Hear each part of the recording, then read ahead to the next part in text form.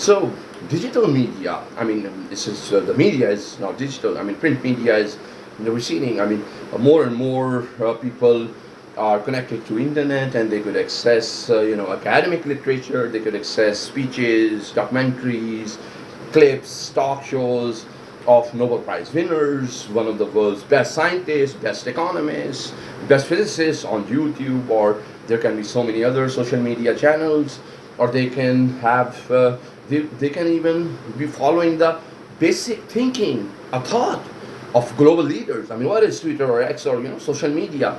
The global leaders will be sharing their thoughts. The institutions, one of the most established institutions like World Bank, IMF, USAID, JICA, Asia Foundation, or you just name it, Asian Development Bank. And then, even in Pakistan, for example, Pakistan Institute of Development Economics or Kaidan University, or any notable university like Ghulam Saqi Khan Institute, NAS, LUMS, GIK, UMT, were all UCP, Lahore University, Superior University, University of South Asia. There are so many great universities in Lahore, the Beacon House University. So, and they would have their social media presence, as well as they would have great websites. So sometimes you are even able to follow through the thought process of institutional thought process, as well as thought process of global leaders, global thought leaders, global intellectuals.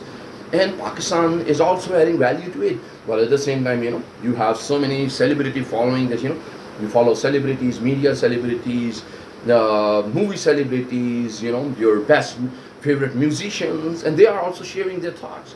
It's an amazing world. It's an amazing world to really understand information and then to analyze it through pattern recognition. And that's where the new method to understand abstractness and reality comes in. I mean, my generation, finds it a little bit at odd because of a totally different lifestyle still, as I mentioned that, I'm an outcome of an information age, but still, the level of information which is being, circulating, the internet, and which would be, you could accessible through digital media, is so diverse that I have to pick and choose. And definitely, I have, with age, your priorities change. You spend most of the time on serious thought. You spend most of the time learning. As a PhD student, that would yet become a habit. But then, if I use, it seems that, I'm speaking a little bit of good English. Don't really get impressed by it. I love Urdu. I want to speak really good Urdu, and Urdu is kind of music to my ears. I mean, Urdu and Punjabi, I wish that, they will become international language. The world opens up when I start thinking in Urdu and Punjabi. And I'm sure it's the same thing with Pashto, Brohi, Balochi, Seraiki, Sindhi, and it's just, it must be the same thing.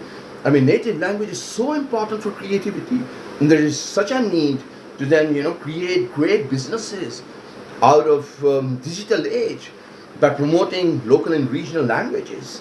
And media is doing great. I have seen some media, there's a Pashto channel, there is a Sindhi channel. I mean, that cannot be any better. I mean, I see some great presenters, talk show hosts of those channels. I have spent a little bit of a time watching, even if I didn't understand the language. I was just looking at people, looking at the hosts and the guests and these game shows.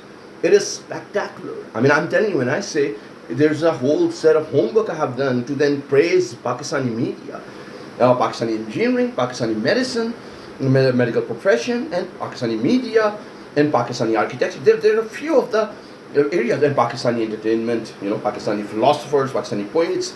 They are of the highest of quality. I mean, they can match any global standard. I mean, that's a long homework I've done, I mean, if you think that, if you do think that, mathematics is, Pakistanis are not really good at mathematics, start following the career of the engineers. I mean, Pakistan has spectacular engineers, and Pakistan has spectacular engineering universities. And yes, the only thing which is missing is research and development, which is being covered through the, this very job profile, Director, Office of Research, Innovation and Commercialization. Though all universities have directorate, but to be a directorate at an Indian university would mean a little bit different. Because in creativity, inventions, technology has a certain economic path. Earlier, it was something to do with survival of the fittest, and the war strategy would then allow innovation to happen. Whereas after the advent of modern economics, which is, as I have said, started industrialization in Europe in 1700, 1800, a few centuries ago, would then allow another kind of path to innovation, technology, and creativity.